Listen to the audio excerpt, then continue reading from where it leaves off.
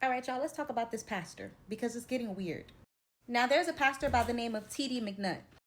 He's raising two boys, the one on the left, which is his nephew, and the one on the right, which is his cousin's son.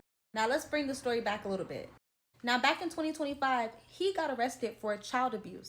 The little boy was called into the counselor's office because of some behavior issues. He starts begging her, like, please don't call my parents, and she's like, why? And he lifts up his shirt. Now, when he lifted up his shirt, you can see a bunch of bruises on his body, and she's like, where did those come from? And he's like, oh, my dad, because he calls this man his dad, he was like, he would beat me with belts and he would put his hands on me. So y'all, like any counselor would do, she called DCF. Now DCF gets involved and they start asking the little boy about his living arrangements. He's like, I live with TD and whoever else. DCF investigators like, okay, well, why don't you live with your biological parents? And he's like, my dad's in jail and my mom feels like I need to be raised by a male figure. But he does stay with his mom on the weekends. So DCF looks into the court records and they're like, there's no paperwork that shows that they have guardianship or custody over this little boy. Either way, they continue to ask him what's causing him to get beat at home. I was told to wash the dishes, and when I was done, I put a plate back in the cabinet. But when TD seen it, he said the plate was still dirty and he slapped me in my face. He said when he slapped me in my face, my nose was bleeding and I had a busted lip. Now, they couldn't confirm the injuries at the time because there was no visible marks from that incident. Now, the DCF investigator asked him to lift up his shirt. So when he lifted up his shirt, they see a bunch of scars on his body. And one of the scars look like it's still trying to heal. So they're like, where did you get this from?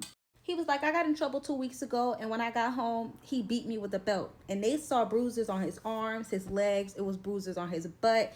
And they said that they were consistent with being beat with a belt. And like he did with the counselor, he begged the DCF investigator not to call his parents because when he does, he's going to get beat again. Y'all, these people even said every time he gets in trouble at school, he's always out of school for 2 days. And they feel like it's because they need to give him time to heal. So boom, they go talk to TD. And TD's like, I don't know where those bruises came from. I do have two boys in the house. Maybe they were playing around, but he is a troublemaker. He's always getting in trouble at school and so on. Investigators like, we don't want to hear that. You are under arrest. And they arrested him. Now, when he gets arrested, they put in a no contact order, meaning he cannot contact that little boy and that little boy cannot speak with him. Now, let's fast forward to when he gets out. He gets out, case is over, and the no contact order was lifted. Y'all, this man went on live with the little boy, his nephew, and his wife, and basically embarrassed that boy. Let me show you. But this one right here, he has lied, manipulated, turned situations into horrific circumstances, all because he want to get away with what he's done. Right. He's been extremely narcissistic. Yes. He lives with me, glory to God's name. He don't get to disrespect other people. He don't get to grab other individuals' private parts at school and cuss out teachers and all that, right? Yes, sir. Talk to them. Yes, sir. I'm not allowed to do that. He don't get to do that stuff. He's tried all that and more. Glory to God's name. But we don't permit that stuff here in our home. We don't permit that stuff under our parenting. Glory to God's name. Now, he wants to cry wolf or cry victim. Glory to God's name. But he's been the wolf, actually. Glory to God. Now, let me address one thing. I never understood parents recording their kids and exposing them on social media. I feel like that's the worst type of parenting I've ever seen in my life. And I don't care what anybody has to say about it. Honestly, it is. It's embarrassing. Secondly, that little boy looks uncomfortable as fuck.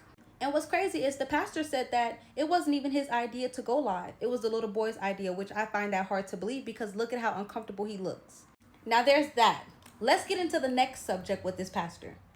A lot of people feel like he's assaulting these boys in other ways, and y'all know what I mean. Even in this picture, look at the placement of his hands. Anyways, there's a video going around. It was the little boy's birthday, and they went in his room and they woke him up. And let's look at this video. Hey, happy birthday! Yeah! Oh, happy birthday to you! You know you were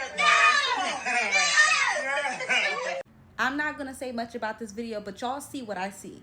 Why is he touching him right there? But that's not all. Y'all, he be taking these little boys to get their eyebrows done. I'm talking about arch like how I be wanting mine to be. But we going to leave it right there and let's talk about some of these comments. This person says he been touching on the boys. This person said children do not lie about this kind of stuff. Something happened and they need to isolate him from the little boy. This one says he's turning that little boy into his lover. This one says he's looking at him like, wait till we get home. This person said it's given the strange thing about the Johnsons if the roles were reversed. But honestly, that's all I have for you guys today. Let me know what you guys think about this. Like, comment, and bye.